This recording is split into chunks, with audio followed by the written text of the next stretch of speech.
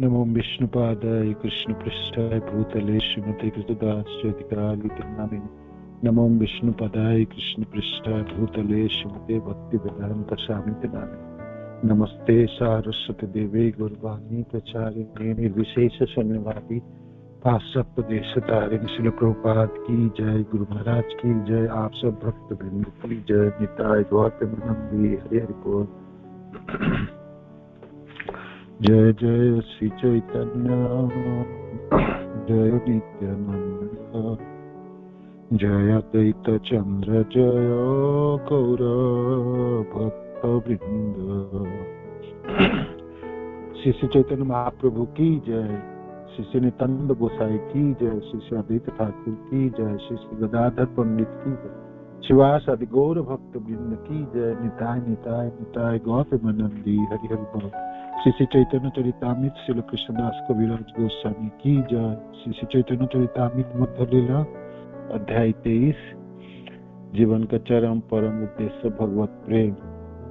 श्लोक संख्या 73 हमारे नायक शिरोमणि भगवान कृष्ण के गुणावली।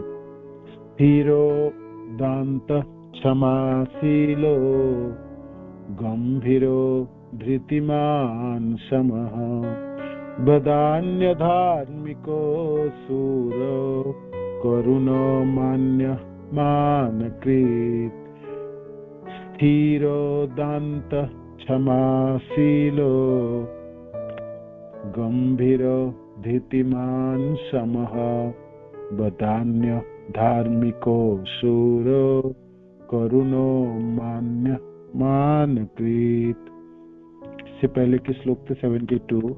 विदग्धश्चतुरो दक्ष कृतज्ञ सुदृढ़व्रत देश काल सुपात्रज्ञ शास्त्र चक्षु सुचिर्वसी। कृष्ण कलात्मक भोग में अत्यंत पटु है। विदग्ध वे अत्यंत चतुर, दक्ष, कृतज्ञ तथा अपने व्रत में दृढ़ रहने वाले। वे देश काल तथा पात्र के अनुसार आचरण करना जानते हैं। देश काल सुपात्रज्ञ और शास्त्र तथा प्रामाणिक ग्रंथों के माध्यम में देखते। शास्त्र चक्षु, शास्त्र चक्षु, शास्त्र में दक्ष है। शास्त्र चक्षु सुचिर्वसी, वो अत्यंत पवित्र तथा आत्म संयमी है। अत्यंत पवित्र तथा आत्म संयमी है। भगवान कृष्ण स्थिर है, इंद्रियों को बस में रखने वाले, क्षमाशील, गंभीर तथा शांत है। स्थिरो दांत क्षमाशीलो गंभीर धीतिमानस। ये सब समदृष्टि रखने वाले हैं। वे सब पर समदृष्टि रखने वाले हैं। सब पर समदृष्टि रखने वाले हैं। साथ ही वे वदान्य, धार्मिक, शूर तथा दयालु हैं। वे सम्मानित व्यक्तियों के प्रति सदैव आदर युक्त हैं। तो भगवान कृष्ण के 64 गुणावली में से हम भक्ति समेत सिंधु से ये 2 श्लोक है ना, जो 72, 73 चैतन्यवीत के तो गुणावली हम पढ़ रहे थे। भक्ति समेत सिंधु अध्याय भगवान श्री कृष्ण के गुण अध्याय 21। तो हमने क्या क्या पढ़ाई की है? हमने भगवान कृष्ण के सुंदर गुणों में से सुंदर स्वरूप, शुभ लक्षण से युक्त, रुचिर, तेजमय, बलवान, नित्य जुबा, अद्भुत भाषाविद, सत्यवादी, मधुर भाषी, बाकपट तथा बावदुख, सुपंडित 11 नंबर गुण। 12 है अत्यधिक बुद्धिमान भगवान कृष्ण। 13 प्रतिभावान। 4 विदग्ध। 15 चतुर। 16 दक्ष और 17वां है कृतज्ञ। 18 है हमने दृढ़ संकल्प। हाँ, अब है 19 काल तथा परिस्थितियों के कुशल निर्णायक। काल तथा परिस्थितियों के कुशल निर्णायक। और 20 नंबर शास्त्रों के प्रमाण के अनुसार देखने वाला, शास्त्र चक्षु। फिर 21 है पवित्र, 22 है आत्म संजमी, 23 स्थिर, 24 सहिष्णु और 25 क्षमाशील। फिर गंभीर, 27 आत्मतुष्ट धीतिमान, 28 संतुलन रखने वाले समदर्शी। तो ये सब गुणावली। तो आज हमारे टॉपिक से काल तथा परिस्थितियों के कुशल निर्णायक। हरे कृष्ण। काल तथा परिस्थितियों के कुशल निर्णायक भगवान कृष्ण के गुण है। कृष्ण परिस्थितियों, देश, काल तथा साज समान के अनुसार लोगों से निपटने में अत्यंत कुशल थे। कृष्ण परिस्थितियों, देश, काल तथा साज समान के अनुसार लोगों से निपटने में अत्यंत कुशल थे। वे उद्धव से गोपियों के साथ अपनी रास के विषय में बतलाते हुए विशेष काल, परिस्थिति तथा व्यक्ति के बारे में अपनी कुशल पटुता का परिचय देते हैं। आज जैसी शरद की पूर्णिमा की रात इसके लिए सर्वोपयुक्त समय है। इसके लिए विश्व भर में सर्वोत्तम स्थान वृंदावन है और सर्वसुंदरी बालाई गोपियां है। अतएव हे मित्र उद्धव, मुझे इन परिस्थितियों का लाभ उठाकर अब रास नृत्य में संलग्न होना चाहिए। काल तथा परिस्थितियों के कुशल निर्णायक।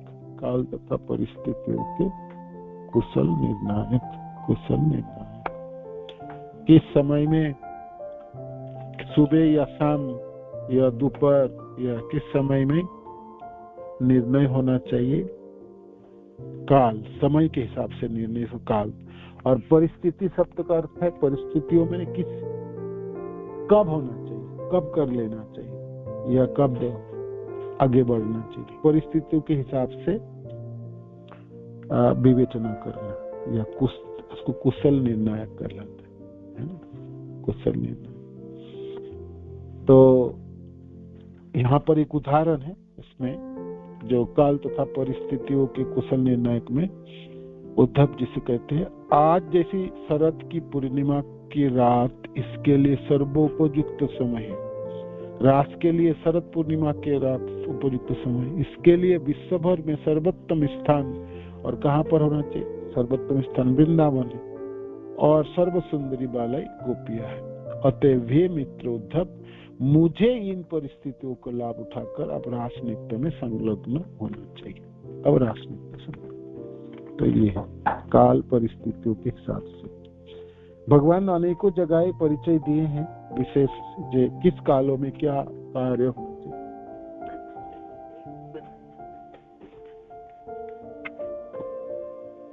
काल परिस्थिति,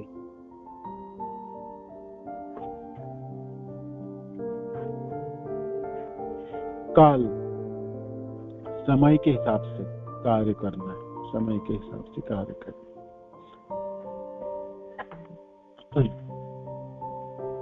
तो उदाहरण के तौर पर जब भगवान कृष्ण वृंदावन के लीला कर रहे थे, तो वृंदावन के लीला करते समय जब गर्मी के दिनों में प्यासा के वजह से गोप सखा जनों ने कालिया दहो के जल पीने से शरीर लगभग छूट गया, और गाय भी जल पिए थे, विषैला जल, वो भी शरीर छोड़ दिए थे। तो भगवान ने सोचे नहीं, अब कालिया को रहा नहीं दिया जाता, अब कालिया का तो कुछ व्यवस्था करनी पड़ेगी, है ना। आज 2-4 गोप सखा ने पानी पी के सभी छोड़े, और गाय कल पता नहीं, और कुछ दिनों में और कुछ हो गए, तो संभव नहीं। कालिया को तो कुछ ठिकाना लगाना चाहिए। तो फिर कालिया भगवान ने गेंद खेलने की इरादा की, और गेंद जाके गिरी कालिया दह में, अपने कालिया, और फिर जब उन्होंने छलांग लगाई और गेंद धुलने की बहाना, तो फिर कालिया जकड़ लिए भगवान को, और फिर बाद में भगवान अपने को छुड़ा के कालिया के सोनों को कुचलते हुए नृत्य किए। और सुंदर कालिया के दमन लीला, कालिया दमन लीला है। तो ये काल के हिसाब से कार्य थे भगवान ने। बहुत दिनों से सहन कर कालिया के दह के जल बहुत दिनों से विषैला हो चुके थे। तो भगवान ने जब देखे जो गोप सखा और गायों के ऊपर इसकी संक्रमण हो गई, तब उन्होंने सोच लिया कि इसको निकालो, इसको तो हम मार देंगे, नहीं तो निकाल देंगे, है ना। एक सुंदर उदाहरण है। और उदाहरण है काल और परिस्थितियों के हिसाब से काम करना, काल और परिस्थितियों के हिसाब से करना। वृंदावन लीलाओं की, कृष्ण के लीलाओं के बारे में काल परिस्थिति के हिसाब से करे तो काल परिस्थितियों के हिसाब से करे तो जब भगवान वृंदावन के उदाहरण देते हैं ना, वृंदावन के और क्या उदाहरण, एक उदाहरण तो रास नृत्य की है, उद्धव जी को बोले है कि पूर्णिमा की रात है और फिर रास नृत्य हुए कि वृंदावन के जैसा और जगह तो और कुछ है नहीं, वो है ये सब कुछ ठीक है, तो इस समय रास नृत्य हो जाना चाहिए, है ना। तो ये और काल तथा परिस्थितियों के हिसाब से और क्या उदाहरण हो सकते बताइए। मैं एक दो और बता सकता हूँ, आप सब लोग भी बताइए। काल तथा परिस्थितियों के हिसाब से भगवान काम करते हैं, है ना। काल तथा परिस्थितियों के कुशल निर्णायक है। काल तथा परिस्थितियों के कुशल निर्णायक, काल तथा परिस्थितियों के कुशल निर्णायक। क्या उदाहरण होगी और बताइए, और कोई और क्या उदाहरण के तर्क पर होगी। हरे कृष्णा प्रभु जी, धन्यवाद, प्रणाम। धन्यवाद जी, बताइए। प्रभु जी, वो महाभारत के समय, जब महाभारत से पहले उनको दुर्योधन को समझाया था भगवान ने, लेकिन वो नहीं माने कि फिर उन्होंने युद्ध के लिए उन्होंने अर्जुन को कहा कि भाई युद्ध करो, और इनको मतलब पहले ही मर चुके हैं ये, तो इनको मतलब आप सिर्फ आगे नहीं आ रहा प्रभु जी।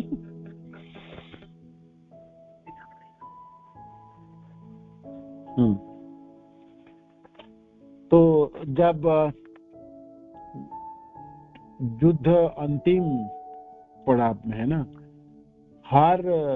भगवान हर तरह से कोशिश कर रहे थे युद्ध टाला जाए, है ना, युद्ध टाला जाए। तो युद्ध टाला जाए तो टल ही नहीं रहे थे।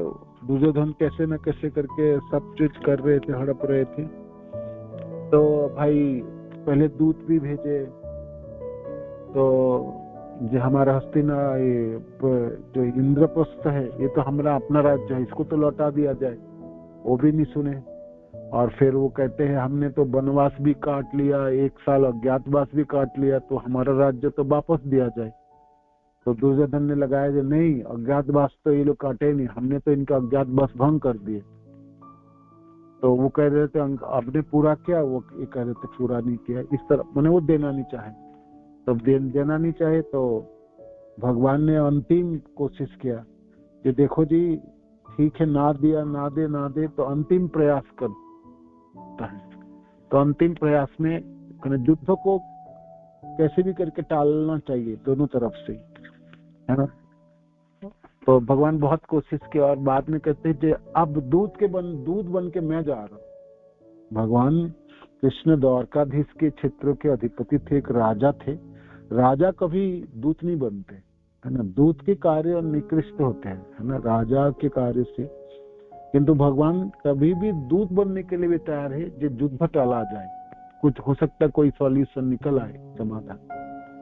और तो और भगवान ने अपने से 5 गांव, जे देखो जी 5 गांव दे दो, ये तो क्षत्रिय लोग हैं, ब्राह्मण तो है नहीं, भिक्षा मांग के तो जीवन अतिबाहित नहीं कर सकते, तो 5 गांव ही दे दो, तो उससे भी पांडव संतुष्ट हो जाएंगे। आप रख लो, हस्तिनापुर भी रख लो, इंद्रप्रस्थ भी रख लो, सब रख लो, कुछ नहीं चाहिए। सिर्फ 5 गांव भी दे दो तब भी पांडव मान जाएंगे। तब दुर्योधन ने कहा था। तो भगवान ये सब परिस्थितियों के हिसाब से अपने काल तथा परिस्थितियों के निर्णय करते हुए ये सब डिसीजन ले रहे थे। जब 5 गांव दे तो युद्ध टाल देंगे, है ना। किंतु दुर्योधन तो कहते सुई के नख बराबर जमीन ना देंगे, गांव की तो क्या बात, उनको तो कुछ नहीं देना था, बस पांडवों को तो मारना था। उसको पांडवों की सब कुछ हड़प के रखे थे और पांडवों को विताड़ित करना चाहते थे। तो फिर भगवान ने कहा तो फिर ठीक है, युद्ध घोषणा शुरू हो गई। तो जब अब भगवान कहते अब युद्ध अब हो गई तो अब इससे पीछे नहीं मुड़ना। जब अर्जुन विफल हो चुके थे, गांडीव छोड़ दिए थे और हार मान चुके थे, इतने जो सजनों को मार के क्या फायदा, है ना।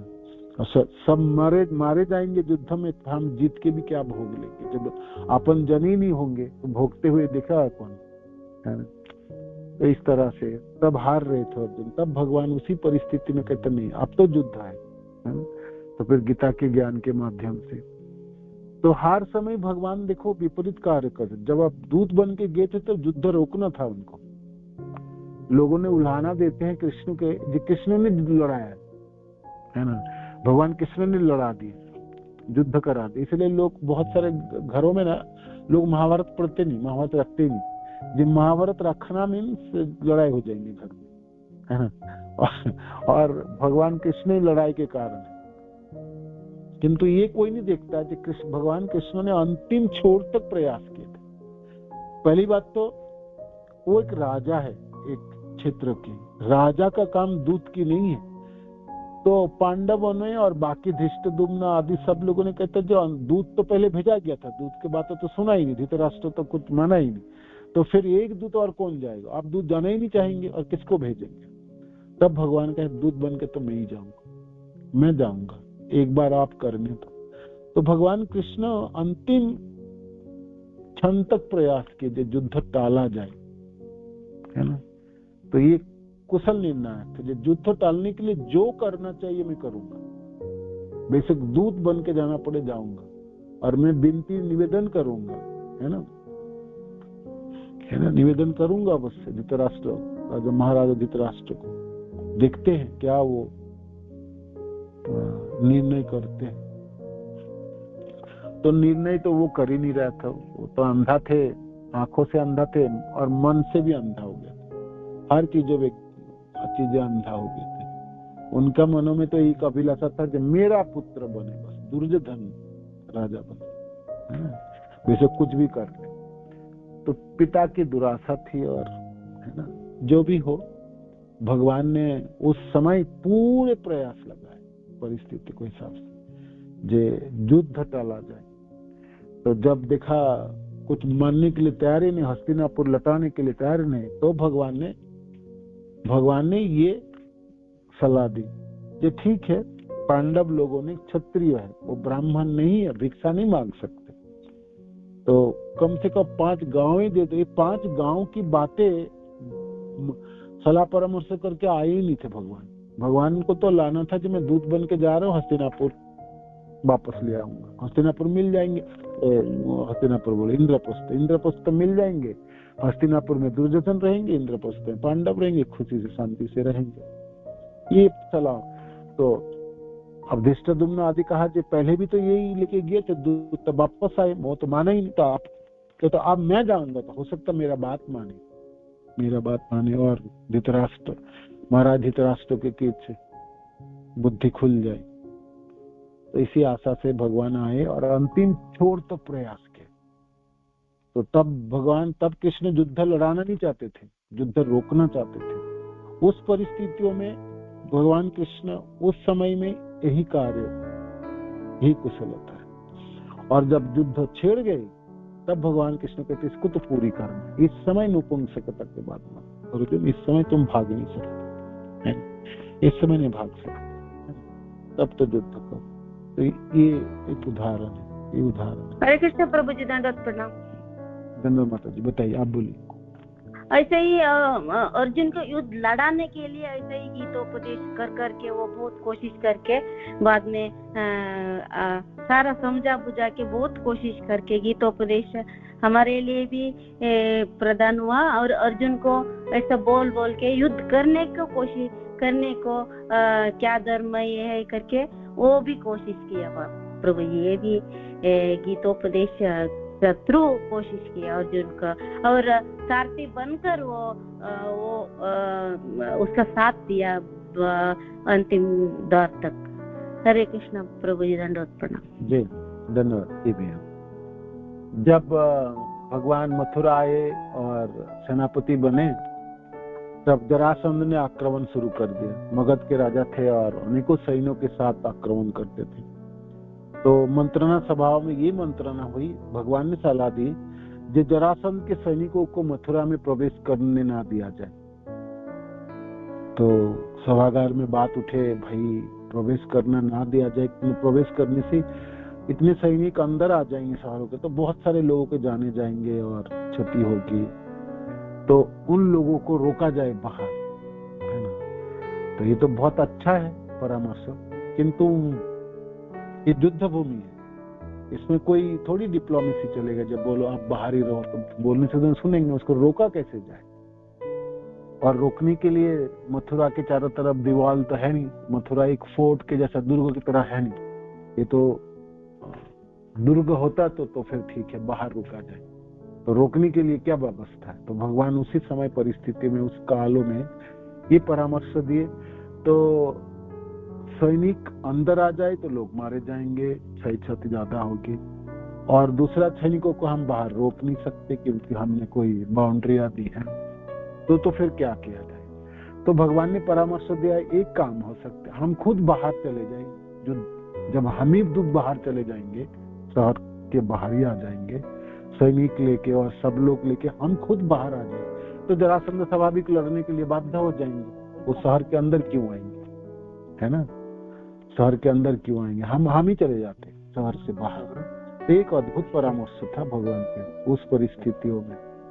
इस परामर्श से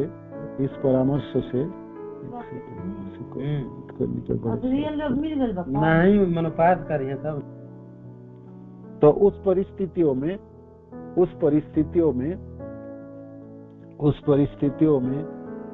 ये अद्भुत कुशलता था, कुशल के प्रदर्शन किए थे भगवान ने। भगवान कहते मैं और बलदाव दोनों मिलके हम हमारे सैनिकों के साथ मथुरा से बाहर निकल जाते। तो जरासंध तो वही युद्ध उसके साथ लड़ाई करेंगे, तो अंदर आने के, उनके सैनिक को अंदर आने की जगह ही नहीं मिलेंगे, समय ही नहीं मिलेंगे। और इससे 17-18 बार रोका था, है ना। और मथुरा के बहुत सारे क्षति से बचाए थे भगवान ने। एक सुंदर कुशल निर्णय थे कृष्ण के, है ना, कुशल निर्णय थे। ये भी एक सुंदर उदाहरण। हरे कृष्णा प्रभु जी, प्रणाम। तो बताइए माताजी। हरे कृष्णा प्रभु जी। प्रभु जी, जब द्रौपदी के सोते हुए पांचों पुत्रों को अश्वत्थामा ने उनके सिर काट दिए थे और ले जाके दुर्योधन को दिया कि मैं, है ना, वो पांडव के पांचों पुत्रों को मैं के सिर काट के लाया हूँ। जब उन्होंने हाथ देखा तो रात अंधेरा था, तो बोले कि अरे ये तो पांडव के पुत्र नहीं है, ये पांडव नहीं है, ये तो उनके पुत्र हैं। तो तुमने ये क्या किया, तुमने बहुत घृणित काम किया है। जब द्रौपदी ने उन पांचों सुबह गए तो उन्होंने देखा कि ये पांचों पुत्रों के सिर कटे हुए हैं और, है ना, वो मृत्यु को प्राप्त हो चुके हैं। तो वो बहुत विलाप करने लगी। तब अर्जुन आए और उन्होंने देखा, बोले कि है ना, तुम ये जब तक मैं उसको जिसने ये घृणित काम किया है उसको पकड़ के तुम्हारे सामने नहीं ला दूंगा और उसको मृत्यु के घाट नहीं उतार दूंगा, तब तक मैं, है ना, चैन नहीं लूंगा। तो वो गए और उनको अश्वत्थामा को लेके आए। और जब, है ना, वो उनने देखा द्रौपदी ने कि अश्वत्थामा ये तो गुरुजी के, है ना, पुत्र हैं, तो वो बोले कि जैसे मैं अपने बच्चों के लिए विलाप कर रही हूँ और तो इनकी माता, है ना, उनके तो कोई भी नहीं है, उनके पति भी मृत्यु को प्राप्त हो चुके हैं और कोई भी नहीं है, और फिर तुम इनको मार दोगे तो जैसे मैं तड़प रही हूँ अपने बच्चों के लिए, वैसे वो भी, है ना, तड़पेंगी, तो इनको छोड़ दो। तो अर्जुन तो, है ना, अर्जुन और भीम वगैरह बहुत काफी गुस्से में थे बोले कि नहीं, इसको है ना ऐसे ऐसे आत्ताई को, जो जिसने बच्चों की, निर्दोष बच्चों की हत्या की है, तो इनको छोड़ना है ना एक बहुत बड़ा वो है, पाप है, क्योंकि इनका कोई दोष ही नहीं था बच्चों का, ये तो निर्दोष थे। तो जब है ना तब उन्होंने कृष्ण भगवान ने बोला कि अगर इनकी है ना जो मणि लगी हुई थी मस्तक पे, बोले कि इनकी मणि निकाल दो और इनको मतलब इनके जो सिर के बाल है उनको हटा दो, तो है ना जिससे इनकी मृत्यु हो भी गई है और नहीं भी होगी। तो बोले कि तो उन्होंने फिर ऐसे ही करवाया अर्जुन से। और तो जिस वो है ना फिर सुनते कि आज तक वो भटकते फिर रहे हैं, और उनको वो दिया शाप, वो भी दे दिया कि है ना तुम कभी मतलब मृत्यु को प्राप्त नहीं हो, तो अपने इसमें तड़पते रहोगे हमेशा के लिए कि तुमने इतना घृणित काम किया है। प्रभु जी, हरे कृष्ण प्रभु जी, धन्य प्रणाम प्रभु जी।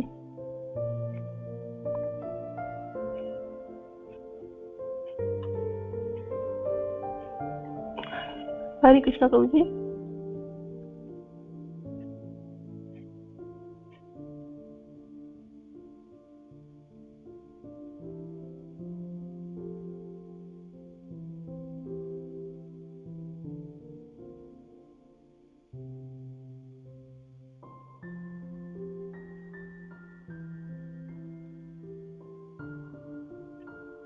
हरे कृष्णा प्रभु जी, मेरी आवाज आई कि नहीं आई? हरे कृष्णा। एक सेकंड, आइए माता जी, आइए आइए। जी प्रभु जी, आपका कोई रिस्पांस नहीं आया ना? नहीं आइए, ठीक है, सुंदर है। अब आप और कोई बताइए, और बताइए। देश काल तथा परिस्थितियों के कुशल निर्णायक कृष्ण, अब बताइए और कोई। हरे कृष्णा प्रभु जी, धन्यवाद माता जी, बोलिए। प्रभु जी, जब भगवान हस्तिनापुर में ही थे, तब उधर द्वारका पे राजा शाल्व ने, जिसके पास एक उड़ने वाला विमान था लोहे का, उसके ऊपर वो जो गायब भी हो जाता था, इनविजिबल हो जाता था बार बार, तो अटैक किया था ना। फिर भगवान जब द्वारका गए तो फिर भगवान ने उसको डिफीट किया था। वो प्रद्युम्न वगैरह उसको संभाल नहीं पा रहे थे, क्योंकि उसको वरदान था, पता नहीं उसके पास इस तरीके का विमान था कि वो इनविजिबल हो जाता था बार बार, तो दिखाई देना बंद हो जाता था। शाल भी था वो मेरे ख्याल से राजा, उसने द्वारका पे अटैक किया था ना जब भगवान थे, तो फिर भगवान ने जाकर उसको हराया था। बाकी पूरा कथा याद नहीं आ रहा प्रभु जी। ठीक है, आप एक बार पढ़ के फिर याद करना, कल बताना, ठीक है। और कोई? जरासंध की बात हो गई। धन्यवाद माता जी। प्रभु जी, जब भगवान वामन अवतार लिए थे, तो राजा बलि की जो पुत्री थी, उन्होंने क्या सोचा था, कितना अच्छा ये बच्चा है, काश मेरा होता। फिर जब भगवान 3 पग में धरती नाप दिए, तो उन्होंने बोला ऐसा बच्चा अगर मेरे पास होता तो उसको जहर खिला के मरा देते। तो भगवान उनकी दोनों इच्छा पूरी की थी। तो ये भी तो काल और परिस्थिति के अनुसार होगा प्रभु जी। तो ऐसा बोल सकते, अपने बता सकते, ठीक है, ये ठीक है। और कोई बताइए। काल तथा तो परिस्थितियों के कुशल निर्णायक है। ऐसा नहीं भगवान किसी ने कोई चीज किया, कोई लीला किया और कोई समझ नहीं है, कोई ढंग नहीं है, कोई जब मर्जी कुछ कर दिए, ऐसा आप बोल सकते, आप काट सकते उसको, इस गुण को। आप सोच के देखो जी, कृष्ण ने अचानक कुछ कर दिया तो ये तो कोई ठीक नहीं था, ऐसे आप बोल सकोगे, है ना? ऐसा बोल सकोगे क्या आप? नहीं प्रभु जी। परिस्थितियों के हिसाब से कुशल निर्णायक है, ठीक, जो निर्णायक वही है ना, करते हैं। क्योंकि उस समय उनकी पुत्री ये सोची, काश इतना सुंदर बच्चा मेरा होता जी। तो भगवान तो पुतना के रूप में उनका दोनों पूरा किए, पुत्र के रूप में भी जहर पिलाने, जहर से मारने के लिए सोची थी, तो वो भी पूरा हुआ। ठीक है, ये ठीक है। और कोई किसी के पास उदाहरण है? नहीं तो हम हरे कृष्ण। धन्यवाद माता जी, बताइए। ऐसा कुरुक्षेत्र के युद्ध में द्रोणाचार्य के मारने वक्त वो बहुत ही कुशलता से अश्वत्थामा हतक कुंजरा करके वो बोल के उसको अश्वत्थामा मार गया करके वो उसको विचलित करके उसको मार दिया था प्रभु जी। ये भी एक कुशलता होगी, ये हो सकता है प्रभु जी? जी जी, ये कुशलता जरूर होगी।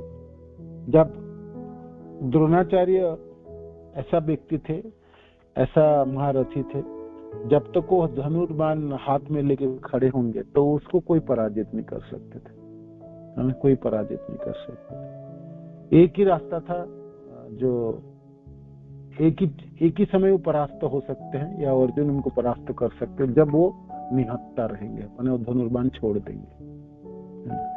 तीर चलाते हुए द्रोणाचार्य जी को हराना असंभव था, नामुमकिन, ना के द्वारा। तो भगवान के जब भयंकर युद्ध छेड़ी और गुरुवर ने सबको मार डाले और पांडवों की अनेकों सैनिक मारा गया, तो संध्या के समय युद्ध बंद होते सब मंत्रणा सभा में, तो सब लोगों ने युधिष्ठिर महाराज भगवान कृष्ण की तरफ देखे, ये क्या सलाह है कि सब बताइए, गुरुवर को कैसे रोका जाए, गुरुवर को कैसे रोका जाए? ये तो रोकने का नाम ही नहीं लेता। गुरुवर इस तरह युद्ध करने लगे तो ये युद्ध तो 2-3 दिन में समाप्त हो जाएंगे, ये तो सबको मार देंगे, किसी को नहीं रखेंगे।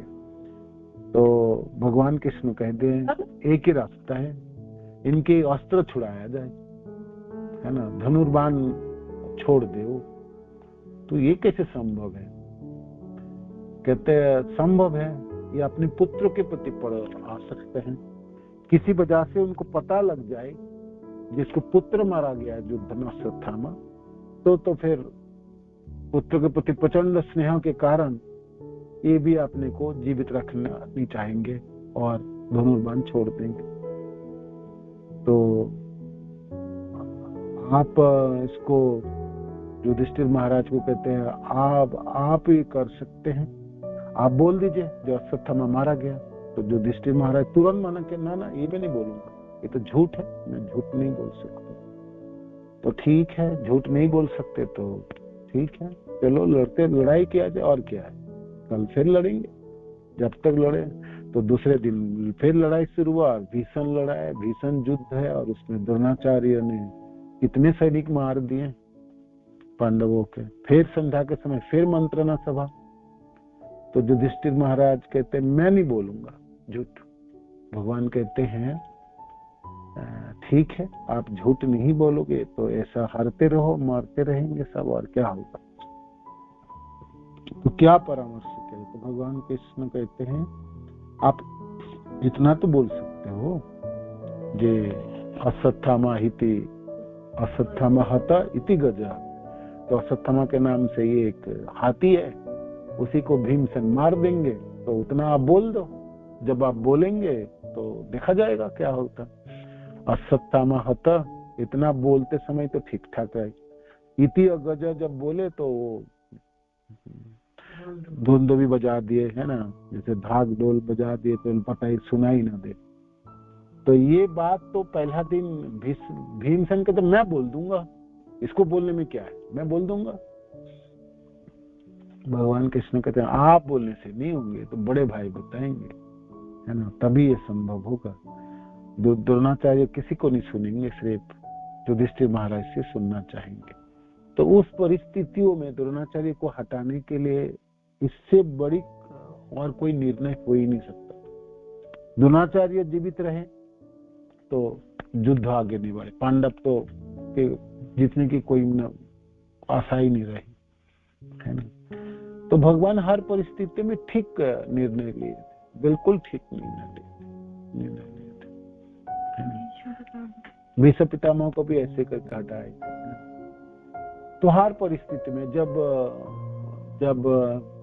जब कर्ण की पहिया धरती में फंस गए थे और वो बाण चलाने की हालत में वो खड़े थे, तब अर्जुन तीर नहीं मार रहे थे, बाण नहीं, तो भगवान को तो मारो, इसको इसी समय मारो, है ना, इसी समय। तो अर्जुन कहते केशव वो तो रथ में भी नहीं है और मैं रथ में हूँ, कहते मारो तभी भी, है ना। कर्ण ने कौन सा नियम पालन किए थे? भरी सभा में द्रौपदी के वस्त्रहरण में वही था, है ना, वही थे कि कर्ण ने कहा था। तो कर्ण के सारे चीज किनारे थे भगवान जी। उन्होंने कब ठीक निर्णय लिए थे जो आज तुम निर्णयों की बात करते हो? ये सब दुराचारी लोग, दुर्योधन के संग देने वाले को सबको मार गिरानी चाहिए। इन लोगों ने कब नियम पालन किए थे, है ना, कब नियम पालन किए थे? तो इस तरह से भगवान निर्णय लेते समय उनकी वैसी उसका जो बैकग्राउंड है, उनके जो फाउंडेशन वो बता रहे थे कि क्यों ऐसा करना चाहिए, क्यों करना चाहिए। तो लोग साधारण तो सोचते हैं कि भगवान कृष्ण ने खूब लड़ाया है ना, खूब लड़ाया नहीं। भगवान कृष्ण सटीक निर्णय लिए, हर जगह समय हर परिस्थिति में कुशल निर्णय लिए थे, है ना, कुशल निर्णय थे। और जब जरासंध और काल जमन एक साथ आक्रमण किया मथुरा में, दोनों तरफ से, तो भगवान तब सेनापति के हिसाब से थे, तो उन्होंने परामर्श दिया कि दोनों को रोक पाना मथुरा के सैनिक के लिए संभव नहीं, किसी के संभव नहीं, और ये दोनों एक साथ आ गए। तो इस समय तो बड़ी मुश्किल है ना। किसी एक को हम रोकेंगे तो दूसरे की तरफ, दूसरे काल जमन को रोकने के प्रयास करेंगे तो जरासंध के सैनिक प्रवेश कर जाएगा मथुरा, और काल इनको करेंगे तो उसके सैनिक आ जाएंगे, तो फिर क्या किया जाए, है ना, तो क्या किया जाए। तो भगवान कहते हैं कोई बात नहीं, आप मैं अकेला निपटूंगा काल जमन से, है ना, आप छोड़ दीजिए, सैनिक की कोई प्रयोजन नहीं है। आप सैनिक सेना से ये युद्ध नहीं लड़ी जाएगी, अब तो बुद्धि लगानी पड़ेगी। काल जमन को मथुरा से दूर ले जाना है, और इसको, और ऐसे भी काल जमन को मार नहीं सकते था कोई, तो ऐसे उसके ऊपर शक्ति भी थी और बर भी थी, आशीर्वाद भी था, उसको और किसी हथियार से मारना पड़ेगा, है ना। जब वो मारा ही नहीं जाएंगे तो मारने के लिए मुचुकुंद महाराज जो गुफा में सोए हुए वहां तक खींच के ले गए थे, भागते भागते भगवान लेके। तो ये कुशल निर्णय था, एक बहुत ही सुंदर निर्णय था, क्योंकि काल जमन को रोकने की क्षमता मथुरा में किसी के विनाश नहीं थी। भगवान भी ऐसे तो कृष्ण चाहते हैं तो सबको मार सकते, किंतु नियमों में बांधे रहते हैं। किसी चीजों में आशीर्वाद प्राप्ति हुई थी काल जमन को, जो भाई वो हार नहीं सकते, है ना, उसको मारा नहीं जा सकता, अस्त्र शस्त्र से उसको काटा नहीं जा सकता। तो काल जमन ने जो भी कुछ प्राप्ति किए थे उनको वो ही नहीं पता, जो मुचुकुंद जैसे महाराज को भी आशीर्वाद था जो किसी को देखे तो भस्मीभूत हो जाए। तो इस तरह से भगवान की ये निर्णय भी कुशल ही था, बहुत कुशल थी, काल जमन को लेके जाना वहां से, है ना। तो मोहिनी अवतार भी और जितना भी है कृष्ण के, रामायण में भी आपने देखो निर्णय, है ना। और गौर लीला में जब संकीर्तन आंदोलन के सारे मृदंग फोड़ दिए सैनिकों ने, आपके नवाब के, काजी के, तो महाप्रभु ने सोचा ये तो आंदोलन ही करने नहीं देंगे, संकीर्तन आंदोलन ही करने नहीं देंगे, तो हम क्या करें। हम वैष्णव जन तो हम लड़ नहीं सकते, हम तो निहत्था है, और हम तो भाई वैष्णव लोग तो थोड़ा सा निरीह होते ही है, वैष्णव लोग तो बलवान होते नहीं, किंतु सहन भी नहीं किया जाए, है ना, इसको सहन भी नहीं किया जाए। तो महाप्रभु ने कहा हम इनके विरोध करेंगे, प्रतिरोध करेंगे, है ना। मृदंग आंदोलन को कैसे बंद कर सकते हैं, तो मसाल जला के चलो सब काजी के महलों को ही सब घेर लेते हैं। अस्त्र शस्त्र लेके नहीं गए थे, काजी को मारने की न था जी, उन्होंने क्यों ऐसा अन्याय किया। ऐसा थोड़ी है वैष्णव लोगों के पास कोई शक्ति है ही नहीं, हम सदाचार वृत्ति पालन करते हैं, इसका अर्थ थोड़ी है जो हमारे ऊपर अन्याय हो गए तो हम प्रतिरोध नहीं कर पाएंगे, अवश्य करेंगे, चलो सब मसाल जला के सब किए। तो ये लीला आप जानते हैं, भगवान गौरांग महाप्रभु के एकदम सटीक कुशल निर्णय था। लोग कहेंगे क्या ऐसा वैष्णव देखो, कि वैष्णव लोग तो जल्लाद बन गए, तो बस हो गए, डाकू बन गए और किसी महल को जला देंगे। नहीं, महल को जलाने, आग लगाने नहीं गए थे। महाप्रभु के आदेश देते आग लगा दो, लगा देते, सब जल जाता। वो तो देख के ही अपने ऊपर छात से देख रहे थे काजी, वो इतने लोग इतने रात्रि से, है ना, वो देखते डर गए थे, छिप गए थे, है ना। तो ये कुशल निर्णय था गौर हरि के, बिल्कुल कुशल निर्णय थे। तब संकीर्तन आंदोलन शुरू कर देते भगवान, तब अपने भगवत दिखाना शुरू कर देते। तो ऐसा नहीं थे जो सामान्य एक गृहस्थ व्यक्ति थे महाप्रभु, है ना। संकीर्तन आंदोलन चारों तरफ फैल चुकी थी, नाम चारों तरफ फैल थे। महाप्रभु के ये आदेश अद्भुत थे, ये निर्णय था, उस परिस्थितियों में यही निर्णय करना चाहिए था। तो ये भी एक कुशल निर्णय। इस तरह से आप देखेंगे कृष्ण की कोई चीज, या भगवान राम हो, भगवान कृष्ण के अवतारों की जी उन्होंने क्यों किया, है ना। आपात दृष्टि से बाहर से देखने लगेंगे जी ये तो ठीक नहीं, ऐसा तो करना नहीं चाहिए था, किंतु आप थे अंतर्निहित, अंदर जाके उसके पीछे की बैकग्राउंड, पृष्ठभूमि को आप देखेंगे तो आप इससे समझ में आएंगे जे भगवान कुशल निर्णायक होते। भगवान कोई भी चीज करते हैं तो वो तो काल के हिसाब से होती है तथा परिस्थितियों के हिसाब से होती है। कोई भी घटना आपको बिल्कुल वो नहीं है, आप हम नहीं समझ पा रहे तो हमारी अज्ञानता है, तो भगवान के उसमें कोई गलती ही नहीं, गलती कर ही नहीं सकते। और उनकी निर्णय जो है वो बिल्कुल कुशल निर्णय, हर परिस्थिति में जो भी उन्होंने लिए वो बिल्कुल पक्का एकदम कुशल निर्णय, वो उससे अच्छा निर्णय कभी हो ही नहीं सकता। जैसे कि शास्त्रों में बताते हैं, जैसे हम सब लोगों की जीवन इस समय जिस परिस्थिति में हम रहते हैं, हर समय जिस परिस्थितियों में हम रहते हैं वो सबसे अच्छी परिस्थिति। भगवान कृष्ण हमारे जीवन में जो प्रारब्ध है, हमारे जो कर्मों के बंधन आती हो, हमारे जो पाप हो, हमारे पुण्य है, सब कुछ समन्वय करके आज मैं जिस परिस्थिति में हूँ उससे अच्छी परिस्थिति और हो नहीं सकती। भगवान हमको हर समय अच्छे परिस्थिति में रखते हैं। हाँ, हमको ये पता नहीं है, हम हमेशा सोचते हैं कि भाई मेरे को तो और भी ये चाहिए था, वो चाहिए था, किंतु हमारे पास आज जो है वो सबसे अच्छी परिस्थिति है और मेरे पास सबसे अच्छी चीज है ना। भगवान कृष्ण सबसे सुंदर स्थितियों में रखते हैं। मानो कि मैं बीमार भी हूँ और तो कोई कहेंगे भाई बीमार पड़ गए, तो भगवान ने कैसे अच्छी परिस्थिति में रखा होगा। भगवान ने उतनी बीमारी दी है, मैं अपने जो पाप किए हैं, जो मेरे कर्मों फल के हिसाब से मेरे को तो बहुत ज्यादा बीमार होना था या बहुत और अधिक कष्ट उठाना था। भगवान कृपा करके अच्छी परिस्थिति बनाने के लिए उन्होंने कवरिंग कर देते हैं और जीव को उसी समय को निकालने के लिए धीरज और भावना डाल देते हैं। तो इसीलिए शास्त्र कहते हैं आज मेरी जो परिस्थिति है, इस काल में और इस समय में परिस्थिति के हिसाब से इससे अच्छी संभावना और कुछ नहीं हो सकता। इसलिए जीव को हमेशा संतुष्ट रहना चाहिए। देखिए कृष्ण, आपने मेरे को जैसे रख रहे हो, मैं जानता हूँ आप सबसे कुशल निर्णायक हो, तो आपसे तो गलती कभी होती नहीं, है ना। तो मैं नहीं समझ पा रहा हूँ, किंतु मेरे को अपने अच्छी परिस्थिति में रखें, अच्छी परिस्थिति में। हम लोग भविष्य नहीं देख पाते हैं ना, तो भगवान तो सब कुछ जानते हैं। तो ये किसी जीवों की भविष्य को अच्छा करने के लिए कभी कभी वो पीड़ा भी प्रदान कर देते है ना, कभी भी पीड़ा प्रदान कर भी देते। तो इस हिसाब से हर जीवों के लिए कृष्ण सुंदर निर्णायक के रूप में भूमिका निभाते हैं।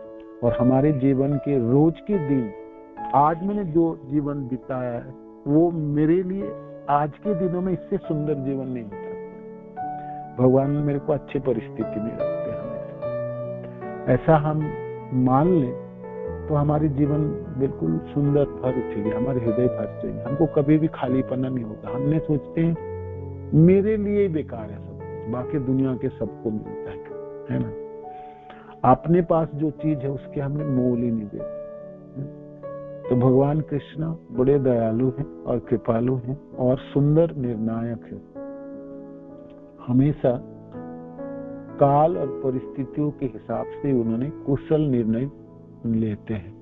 कभी गलती नहीं होंगे उनसे, और कभी गलती किए नहीं, ना भूत और ना भविष्य, ना अतीत में कभी उन्होंने गलती की है, ना वर्तमान में कर रहे हैं और ना भविष्य में करेंगे, है ना। तो एक बहुत सुंदर गुणावली है भगवान कृष्ण की, बहुत सुंदर गुणावली। हमें बहुत सारे प्रश्न हैं, कृष्ण ने ऐसा क्यों किया, कृष्ण ने ऐसा क्यों किया, कृष्ण ने ऐसा क्यों किया। उस काल में और उस परिस्थितियों में ऐसा ही करना चाहिए था, ऐसा ही करना चाहिए था। कृष्ण ने जब अर्जुन को कह रहे थे अब बाण चलाओ, अर्जुन कहते नहीं कैसे चलाऊं, कैसे, इस समय तो वो रथ में भी नहीं है, नीचे खड़े हैं। कहता उसके लिए तुम दायी नहीं हो, है ना। गुरु के अभिशाप उनके ऊपर है, एक उसके रथ की पहिया धंसना ही था। आप बाण चलाओ ना चलाओ पहिया धंस जाएगी, है ना, चलाओ। अर्जुन कहते नहीं चला सकता। कहता कौन सा गुणों को देख रहे हैं, ये कर्म है, कौन सा नियम पालन किया इन्होंने, जो आज तुम नियमों के डरी दिखा रहे हो उनको, क्या नियम पालन के, है ना। जब अभिमन्यु को मारते समय इनके हाथों में ये हाथ रोके नहीं था, है ना, तब तो निहत्था थे अभिमन्यु और सब लोगों ने घेर के मारे थे, है ना। क्या नियम था, एक योद्धा से एक ही योद्धा युद्ध करेंगे, तब क्या इन्होंने, तब नियम नहीं था, तब तो यही कर्म थे, है ना। आज क्या बात कर्म, चलाओ बाण चलाओ, भगवान फिर अर्जुन कहते नहीं कि सब ये तो पहिया उठा रहता है, तो करने कोशिश कर रहा था, पहिया धस चुके थे, धरती माता ने पहिया खा लिए थे, उनका गुरु की अभिशाप था जे जब तुमको जरूरत पड़ेंगे, जिस दिन तुमको सबसे ज्यादा जरूरत पड़ेगी उसी दिन तुमने ये सब विद्या भूल जाओगे और तुम्हारा कोई सहायता नहीं करने वाले। तुम झूठ बोल के शिक्षा ग्रहण किए थे, वो ब्राह्मण बोल के शिक्षा ग्रहण किए थे ना, है ना, हम सब जानते हैं। तो इस तरह से हर चीजों को गिना रहे थे। आप ध्यान से महाभारत को पढ़ेंगे ना तो आप सोच पाएंगे कि सचमुच भगवान कितने कुशल निर्णायक है और किस तरह से किस कालों में किस समय में क्या बात करनी चाहिए वही बात करते हैं और उसे समय में करेंगे, दूसरे समय में करेंगे ही नहीं। बड़ी सुंदर एक उदाहरण है। और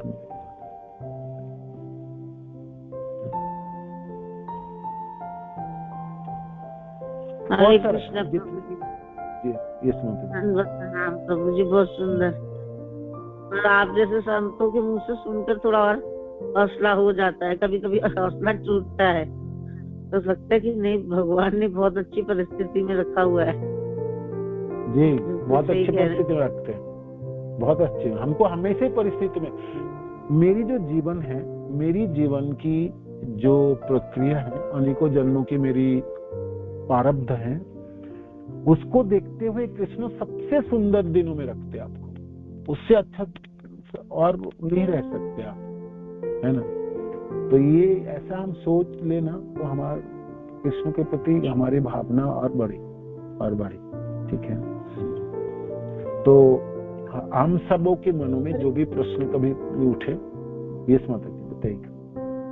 हरे कृष्णा प्रभु जी, धन्यवाद प्रभु जी। जरासंध की मृत्यु का भी तो उपाय था, जैसे वो मन नहीं मर रहा था, भीम से युद्ध कर रहे थे, बार बार जुड़ जा रहे थे, तो भीम भी परेशान हो गए। 28वें दिन तक युद्ध चलता रहा, तो फिर भगवान ने एक जैसे टहनी लेके उनको तोड़ के बताया कि ऐसे ऐसे फेंकना है ना, ऐसे फेंकना। हाँ, तो भी वो उस समय में, उस काल में वो भगवान ने बता दी जे इसको देखो कैसे करके मार सकते हो। हाँ, ये भी सुंदर उदाहरण के रूप में आएगी।